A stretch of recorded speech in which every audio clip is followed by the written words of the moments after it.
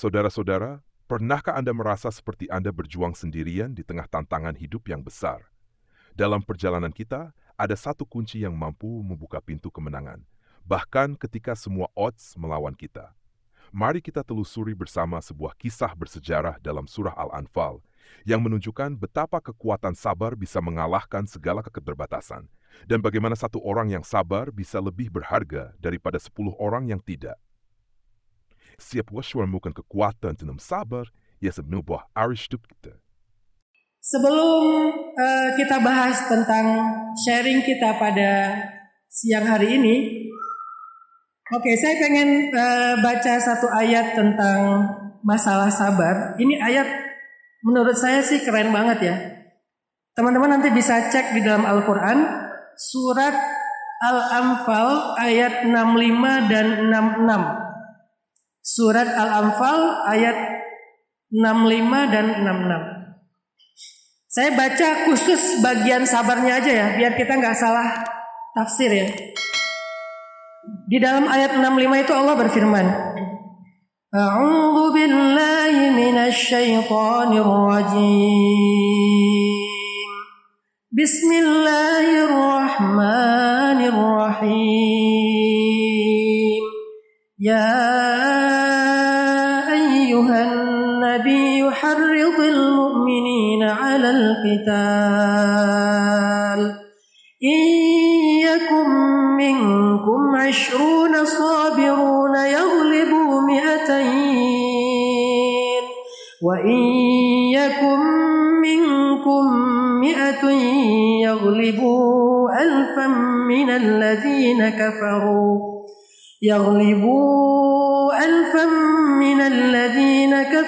bi'annahum qaumun la yafqahun. الآن خفف الله عنكم وعلم أن فيكم ضعفا فإن يكن منكم 100 صابرة يغلبوا 200 وإن يكن منكم 1000 يغلبوا 2000 بإذن الله Wallahu ma'as sabirin. Wallahu ma'as sabirin. Wallahu ma'as sabirin. Shadaqallahul azim. Teman-teman anak-anak muda yang dirahmati Allah Subhanahu wa taala. Salah satu ayat tentang sabar yang unik di dalam Al-Qur'an itu adalah surat Al-Anfal ayat 65 dan 66. Kita tadi juga mendengar bacaan guru kita, ustadz kita juga di surat Al-Baqarah, itu ayat tentang sabar dari ujian-ujian yang luar biasa. Dan kalimat yang perlu di-highlightnya adalah wabasyiris sabirin. Ada lagi nanti di akhir surat Ali Imran, ya ayyuhalladzina amanu sabiru wa sabiru wa rabitu dan seterusnya.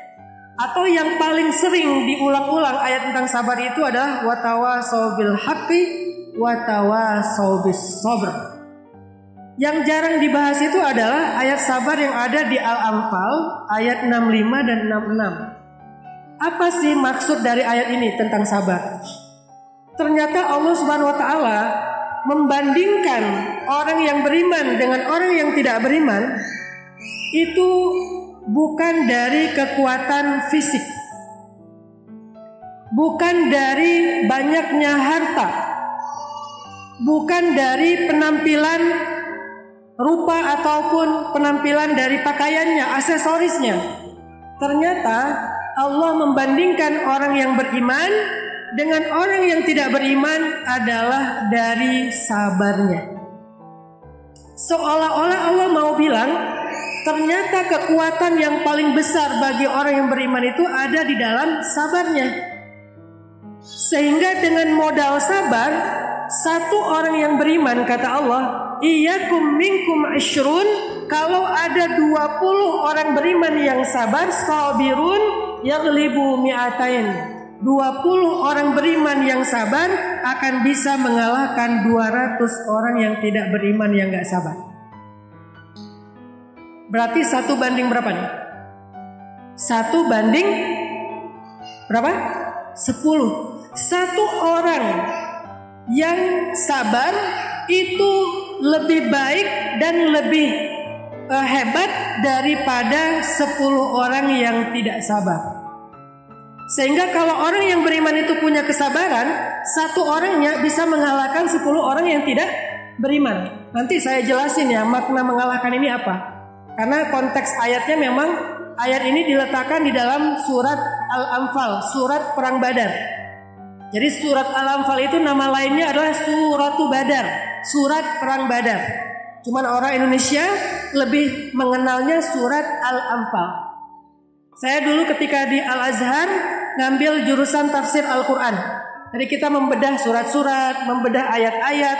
Nah, dalam beberapa kajian bedah surat dan ayat, kita menemukan literasi bahwa nama lain dari surat Al-Anfal itu adalah Suratul Badar, surat Perang Badar. Dan kita tahu bagaimana Perang Badar itu secara jumlah. Ya, secara jumlah 1 banding 3. Secara jumlah 1 banding 3. 300 sekian karena ada ikhtilaf di antara ulama.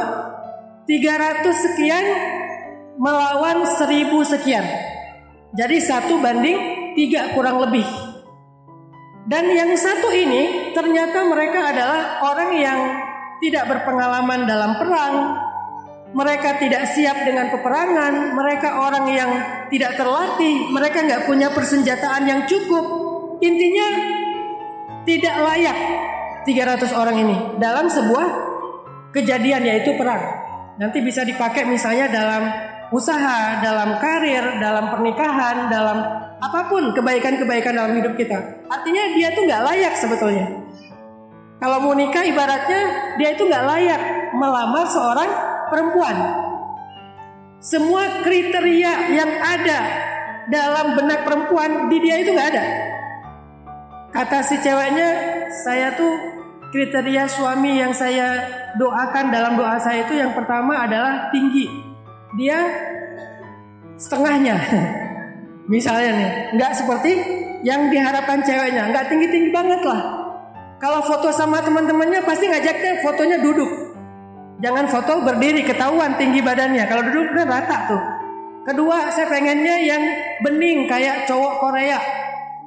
Kayak Jungkook ya. Dreamer kan. Wes, kalau tampil cewek-cewek teriak-teriak. Beningnya tuh sampai saking beningnya kita nggak bisa bedain dia cowok apa cewek. Glowing, nggak karena skincare juga sih, emang kayak gitu kulitnya. Itu kita estetik. Warnanya tuh estetik banget, bold warnanya, nggak light sama sekali. Jadi kalau ada cahaya, cahayanya tuh nggak mantul, malah nyerap, kayak black hole jadinya. Nah ini nih kriterianya bertolak belakang. Yang ketiga, cowoknya itu misalnya punya penghasilan sekian gitu ya. Dia udah sukses secara karir, kitanya masih belum, masih merintis karir. Nah artinya kita nggak layak banget. Dan sahabat pernah berada di titik itu dalam Perang Badar. Jadi ambil adegan Perang Badar ini sebagai sebuah analogi. Bukan hanya memahaminya dalam konteks yang sama. Ah ini kan ayat perang Ustaz. Enggak, semua ayat Al-Quran itu bisa dipakai dalam konteks apapun. Karena dia sifatnya komprehensif. Walaupun ayatnya tentang Perang Badar, tetapi itu bisa menjadi analogi dalam kehidupan kita. Termasuk dalam karir, bisnis misalnya. Kita ngerasa kayaknya kita tuh gak bisa sukses. Kita gak punya followers sekian juta. Kita gak punya modal yang besar seperti anaknya konglomerat. Kita gak punya knowledge ataupun skill untuk berbisnis. Bla bla bla. Kita tuh kayak gak ngerasa layak sama sekali. Itu yang ada dalam kondisi sahabat ketika Perang Badar. Mereka gak layak dalam peperangan. Hitung-hitungan matematisnya harusnya mereka kalah perang. Udah kalah telak udah pasti itu. Kenapa? Udahlah jumlahnya kalah, skillnya juga kalah, terus juga modalnya juga kalah. Jumlahnya 1, musuhnya 3. Skillnya mereka sipil, musuhnya pembunuh bayaran. Sebagian pembunuh bayaran, sebagian lagi adalah pasukan militer yang terlatih. Modalnya mereka justru lagi dalam kondisi susah, makan aja susah, apalagi beli senjata. Musuhnya persenjataannya lengkap. Terus gimana cara mereka mengalahkan musuh yang berbanding 3 kali lipat lebih besar daripada mereka? Itulah kenapa Allah membuat analogi 20 banding 200. Nanti kata Allah, al-an khaffafallahu ankum. Kalau nggak kuat 20 banding 200, artinya 1 banding 10, ya udah aku ringanin nih kata Allah. Bagaimana diringankan? Fa iyyakum minkum mi'atun sabirah yaghlibu mi'atain. Kalau di antara kalian ada 100 orang yang sabar, maka dia mengalahkan 200 yang nggak sabar. Berarti 1 banding berapa? 1 banding 2. Jadi yang pertama 1 banding 10. Orang yang sabar mengalahkan orang yang tidak sabar. Yang kedua, oke deh, biar lebih realistis, 1 banding 2. Artinya 1 orang sabar itu lebih baik daripada 2 orang yang tidak sabar. Artinya apa? Kalau ada 1 orang yang sabar, dia nggak punya modal, dia nggak punya skill, dia nggak punya network, tapi dia lebih baik daripada 2 orang yang punya skill, punya network, punya media, punya modal, tapi nggak sabar. Dalam konteks karir ya, dalam konteks jodoh juga kayak gitu. Dia nggak banget, face-nya nggak good looking, modal untuk menikah nggak ada, karir belum sukses, pokoknya nggak banget deh. Tapi dia sabar, itu lebih baik daripada yang 2 orang lagi cowok keren, good looking, punya modal, datang pakai mobil mewah, mobil sport atau motor gede, tapi nggak sabar. Maka yang ini lebih baik dan Allah janjikan akan mengalahkan yang 2 tadi. Kalau sabarnya lebih kuat, dia akan mengalahkan yang 10 yang lainnya. Artinya ternyata kemenangan dalam perang Badar, salah satu kuncinya adalah sabarnya para sahabat. Kemenangan perang Badar, salah satu kuncinya ada di ayat 65 dan 66 suratul Badar, suratul Anfal, ada di dalam kesabarannya para sahabat. Sabar gimana Ustaz? Yuk kita bedah nih, perang ini kayak gimana sih, supaya nanti kita ambil output inspirasinya dalam konteks kehidupan kita. Teman-teman nanti bedah lagi ya, coba baca lagi surat Al-Anfal itu dari ayat pertama. Ini saya coba buka surat Al-Anfal. Kita lihat gimana sih sabarnya para sahabat dalam perang Badar sehingga menjadi kunci kemenangan mereka. Kalau bahasa umumnya gini, mereka sabar dalam menjalani proses. Sabar dalam menjalani proses, itu kuncinya. Jadi sabar itu teman-teman jangan cuma dikaitkan dengan musibah. Tadi ayat yang dibaca di surat Al-Baqarah itu sabar dalam konteks musibah. Tapi dalam surat Al-Anfal, sabar konteksnya beda lagi, bukan musibah, sabar dalam sebuah perjuangan. Dan saya lebih suka mengangkat konteks ini karena di depan saya ini adalah anak-anak muda. Biasanya struggle-nya mereka atau perjuangan mereka itu bukan tentang musibah. Perjuangan mereka itu tentang karir, tentang cinta, tentang hobi, gimana biar bisa dapat prestasi lewat hobinya, perjuangan. Sehingga saya pengen kita memahami sabar dalam konteks anak muda, yaitu perjuangan kita. Mulai dari sekolah kita, kan itu karir ya, sekolah. Gimana kita bisa sukses di sekolah, gimana kita bisa sukses di kursus, gimana kita bisa sukses di pelatihan, di klub, di kampus, di organisasi, sekolah dan kampus, dan seterusnya kita sukses. Nah, disitulah kita belajar sabar, karena sabar kunci kesuksesan, bahkan mengalahkan 10 orang yang tidak sabar. Walaupun mereka punya modal. Sabar yang kayak gimana Ustadz? Tadi, sabar dalam menjalani proses.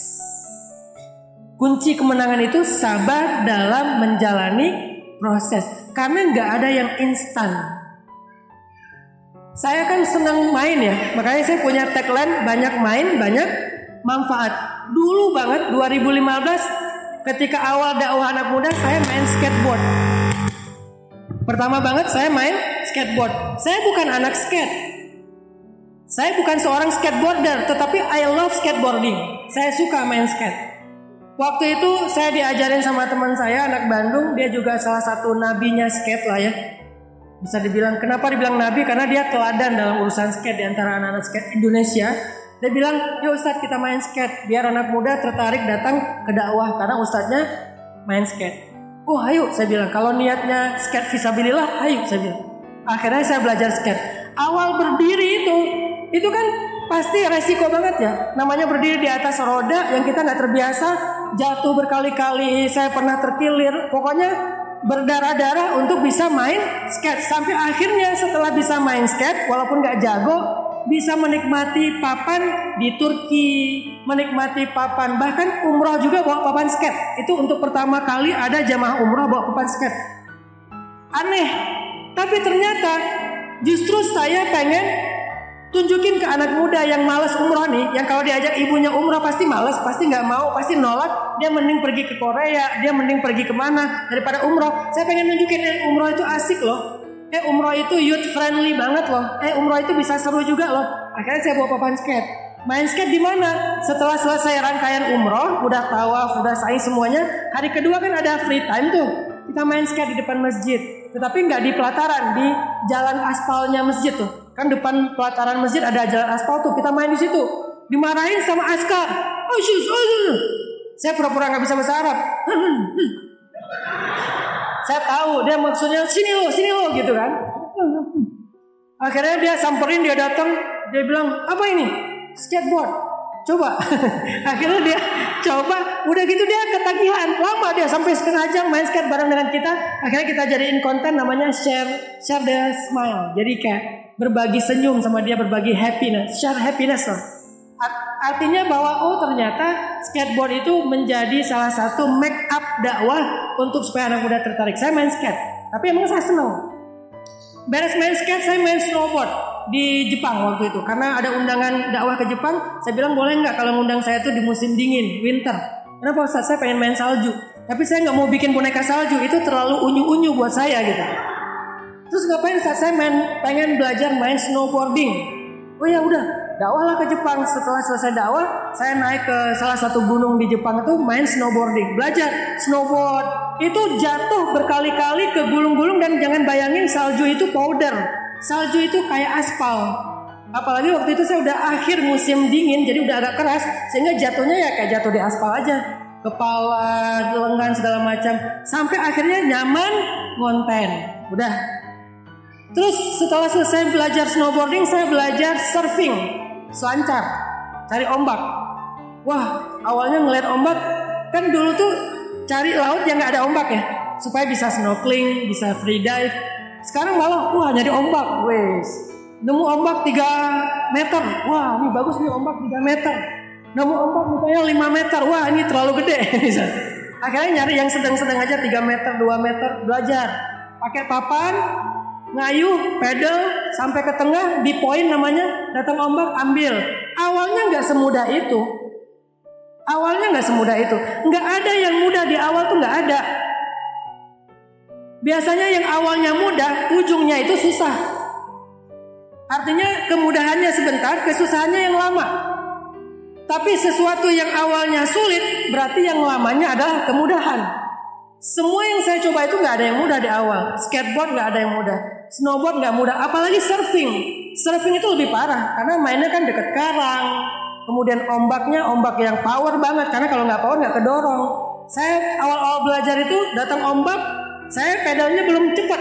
Teman saya udah pada jago, mereka udah pada cepet kan, bisa menghindar, masuk lagi, menghindar lagi, masuk lagi. Nah pas datang ombak gede, mereka menghindar. Mereka juga kaget sampai takbir, Allahu Akbar. Melihat ombak mereka takbir, saya apalagi innalillah. Mereka aja takbir, saya mah taraju ya, innalillah. Akhirnya saya nggak bisa menghindar, ombak datang, mereka udah menghindar duluan, saya kegulung. Saya nggak sempat, ada yang namanya duck dive, jadi kayak masuk ke dalam ombak dengan cara seperti bebek. Tapi karena ini udah terlalu dekat, saya nggak bisa duck dive. Akhirnya pasrah aja, jurus tawakal, kegulung ombak.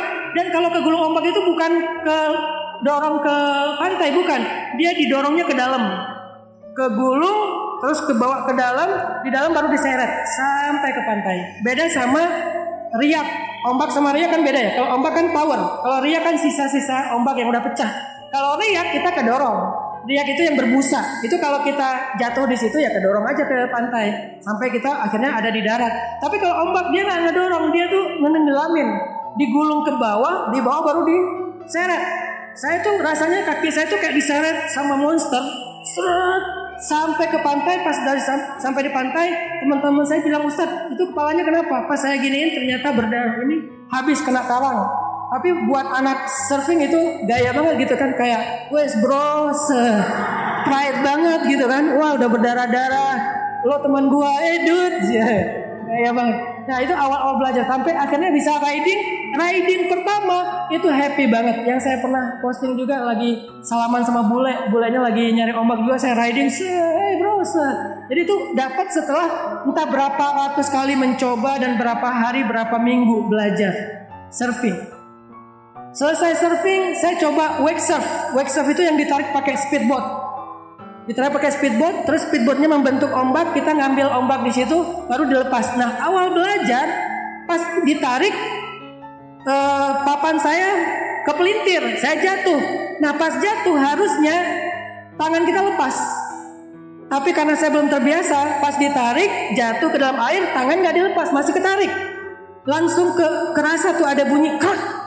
Ada yang copot nih. Ternyata jari saya bengkok, sampai hari ini masih bengkok tuh. Ujung jari saya bengkok gara-gara ketarik di dalam air, karena dia kayak ketahan tapi ketarik dengan speedboat yang kecepatannya 100 km per jam lebih. Jadi artinya kayak kerasa udah. Pas saya naik ke atas water trap, jari udah istirahat dulu, besok latihan lagi, sampai akhirnya bisa menikmati wake surf. Yang terakhir kemarin belajar berkuda jatuh udah entah berapa kali sampai otot sobek udah 3 kali, sekali recovery 1 bulan 2 bulan, sampai akhirnya bisa nyaman berkuda. Semua itu adalah hasil sabar dalam menjalani proses. Cuma itu kuncinya. Sehingga saya berpikir nggak ada yang kita nggak bisa, cuman kita nggak sabar aja ngejalaninnya. Kata teman-teman, kalau anak skate aja udah. Saya pengen jadi avatar. Skate saya coba, snowboard saya coba, apalagi pokoknya salju dicoba, aspal dicoba, ombak dicoba, free dive di laut-laut yang bagus dicoba, sampai kuda juga dicoba. Ini satu lagi yang belum dicoba, para layang udara. Nih elemen udara nih belum nih. Semua elemen udah dicoba. Tapi saya percaya satu, semua itu bisa walaupun gak harus jago, dengan syarat sabar. Cuman itu doang modalnya. Bukan modal Ustadz serba bisa. Bukan, Ustadz sabar menjalani proses itu. Bukan serba bisa, saya gak jago. Target saya itu bukan jadi jago, target saya enjoying. Saya bisa enjoy di atas papan, saya bisa enjoy di ombak, saya bisa enjoy di atas kuda. Kalau udah enjoy, udah cukup buat saya. Gak perlu juga saya ikut kompetisi sampai juara, dapat piala. Itu bukan target saya. Saya pengen menikmati having fun dengan banyak main, banyak manfaat. Tapi pelajarannya buat saya adalah semua itu bisa dilakukan kalau kita sabar. Apa yang gak bisa? Sehingga yang tadinya teman-teman awal-awal udah bisa HBA ya, horseback archery, tadinya kan cuman memanah ground yang tadinya cuman 30 lbs, terus sabar nambah 35 sampai akhirnya main di 60 lbs yang jaraknya pertama 10 meter sampai akhirnya 70 meter. Itu semuanya dilalui dengan sabar dan kemudian diajak tanding sama teman-teman, scoring biar lebih semangat, bisa lebih cepat dari mereka karena saya sabar. Sehari itu nembak itu sampai 500 shot sehari. Kenapa? Melatih instinktif dan melatih juga muscle memory ya, supaya otot kita mencatat mana yang benar gitu. 500 shot sampai bisa sabar. Teman-teman yang tadinya udah bisa duluan nggak sabar dalam berlatih, akhirnya ketika scoring setelah 2-3 bulan mereka tertinggal. Nah ternyata benar kata Allah, kalau kalian sabar, kalian bisa mengalahkan orang yang modalnya lebih dari kalian tapi tidak sabar. Itu berlaku dalam segala urusan hidup teman-teman. Dan itulah yang saya pakai dalam kehidupan pribadi saya. Mulai dari bab menikah, itu modal saya itu sabar. Saya menikah gak punya modal. Teman-teman dengar di YouTube gimana story telling saya tentang ayat-ayat cinta di Mesir. Itu kan gak punya modal. Orang maharnya aja masih minjam ke istri. Sampai sekarang belum bayar. Tapi udah diganti dengan yang nafkah yang lain insya Allah. Dia bilang juga, ini mah udah lebih dari mahar ya. Udah berarti gak perlu bayar ya. Alhamdulillah. Gak punya modal. Gak punya modal. Banyak saingannya lebih keren. Kok bisa dapat? Ya tadi, selain memang karena ridho Allah, tapi Allah gak akan ridho kecuali dengan modal sabar. Jadi sabar menjalani proses. Itu kuncinya teman-teman. Nah coba sekarang kita bedah gimana sahabat Nabi sabar dalam menjalani proses dalam konteks sejarah Perang Badar. Jadi singkat cerita, Perang Badar itu kan awalnya bukan perang. Awalnya itu adalah rencana kaum muslimin di Madinah mau mencegat karavan dagang Abu Sufyan yang pulang lewat Madinah. Jadi Abu Sufyan itu berdagang ke Syam. Syam itu sekarang Damaskus, Suriah. Pas pulang itu lewat jalur yang dekat dengan kota Madinah.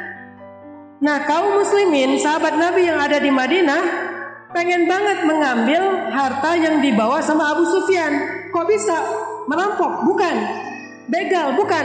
Harta yang dibawa sama Abu Sufyan itu adalah harta kaum muslimin yang dirampas setelah hijrah.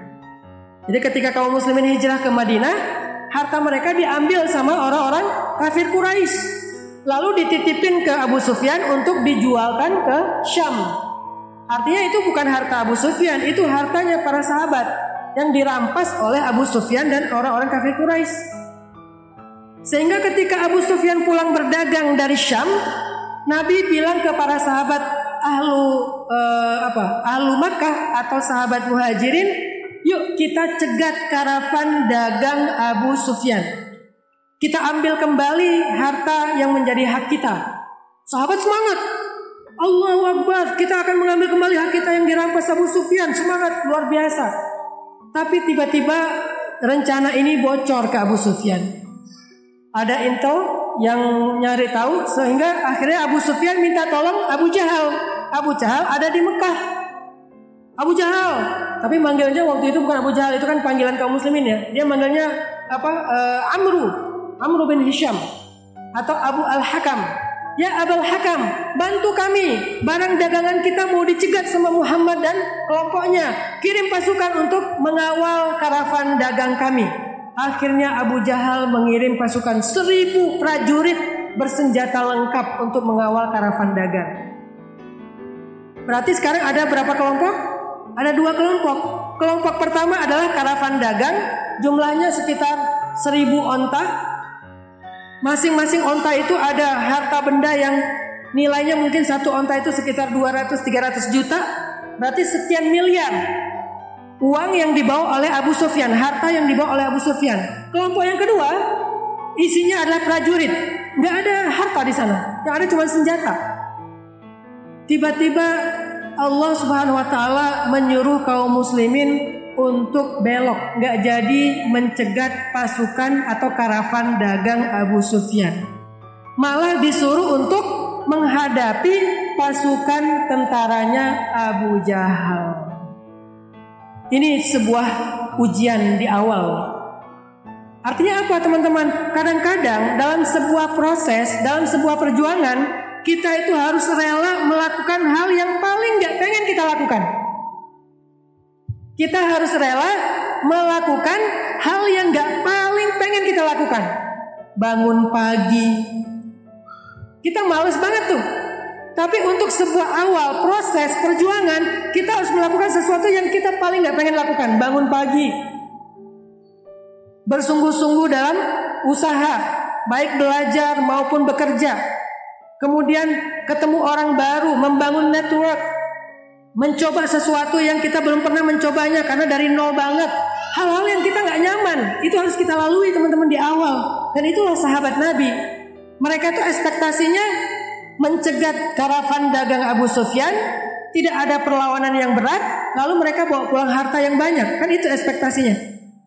Tapi kenyataannya Allah suruh mereka belok, udah setengah jalan, mencegat pasukan militernya Abu Jahal yang pasti akan dapat perlawanan yang berat, jumlahnya lebih banyak, dan kemungkinan menang itu kecil. Ini ujian. Jadi dalam sebuah proses, apalagi awal melakukan sebuah perjuangan, jangan ambil yang mudah. Jangan sekedar mencari yang mudah. Tetapi carilah sesuatu yang bisa mengupgrade diri kita sehingga kita menjadi seseorang yang lebih skillful, menjadi seseorang yang lebih kapasitasnya lebih. Walaupun itu nggak mudah, ambil beban.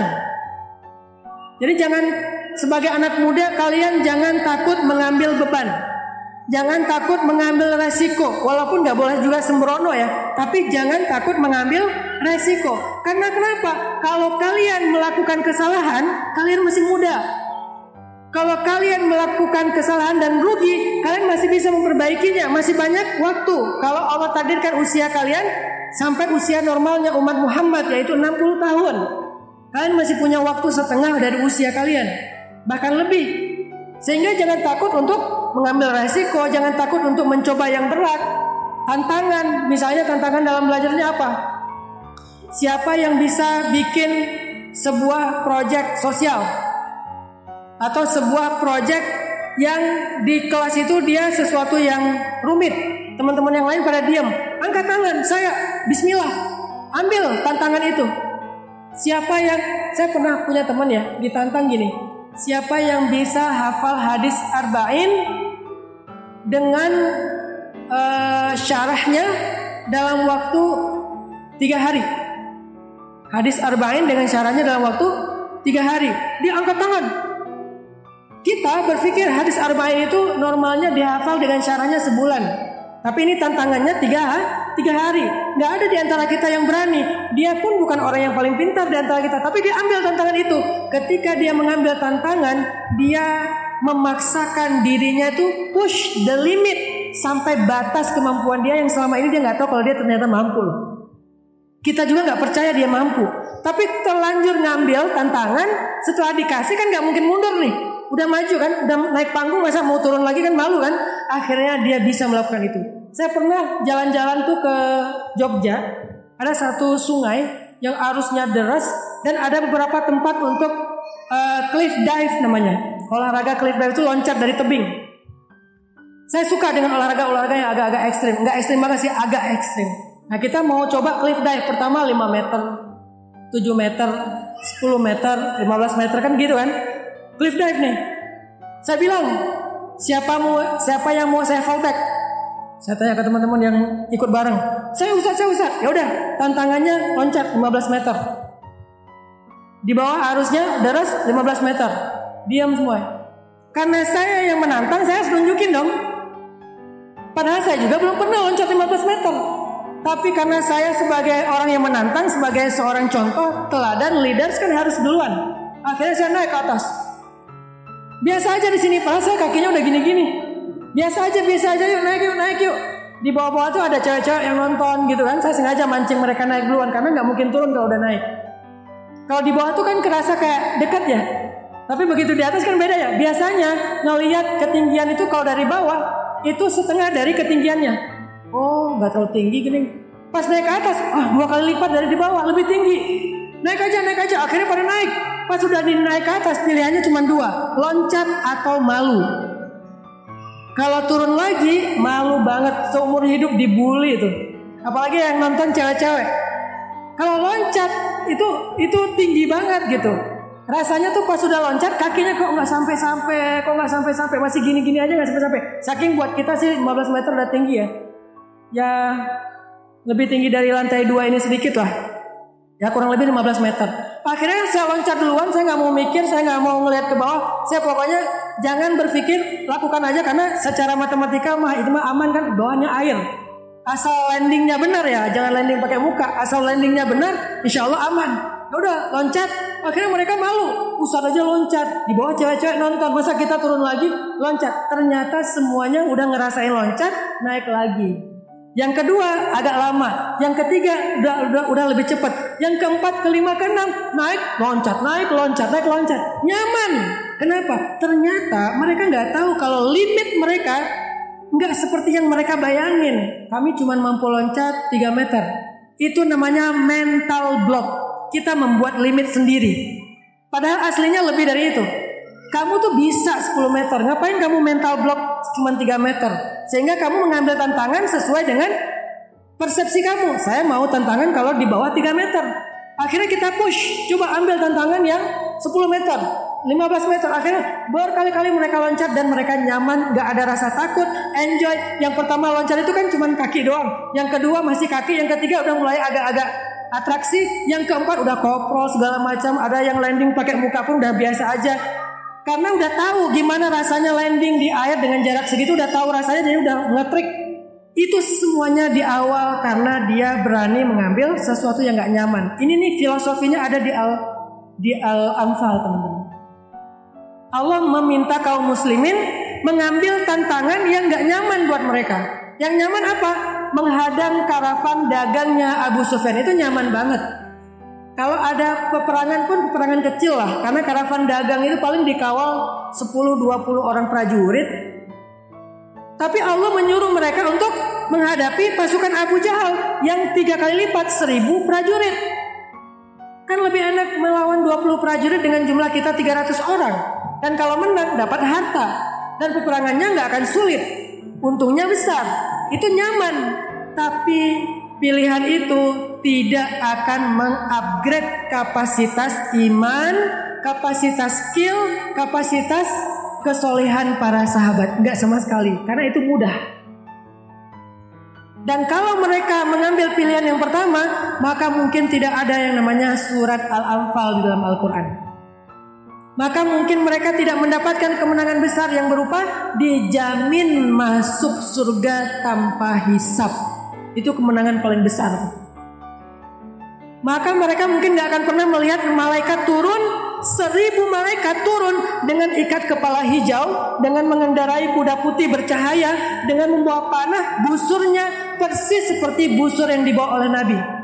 Nabi punya 6 busur panah, salah satunya yang dibawa dalam perang Badar, dan busur itulah yang dipakai sama para malaikat, yaitu malaikat perang. Bukan malaikat rahmat, bukan malaikat wahyu. Kan malaikat beda-beda tuh. Kalau malaikat wahyu itu cakep-cakep, good looking, karena mereka adalah safarah, dutanya malaikat, kiramim bararah. Kalau malaikat rahmat itu apa? Smiling face, jadi wajah mereka itu ramah gitu. Ini malaikat yang turun khusus malaikat yang bertugas untuk membantu perang, membantu kaum muslimin. Yang kebayang ya, gak usah malaikat, manusia.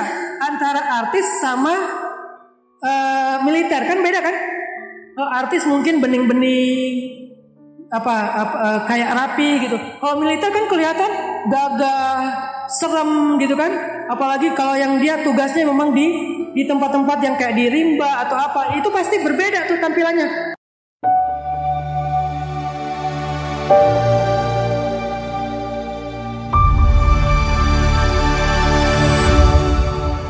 Dalam ceramah ini, penekanan diberikan pada pentingnya sabar sebagai kunci kemenangan dan keberhasilan, terutama dalam konteks perjuangan hidup.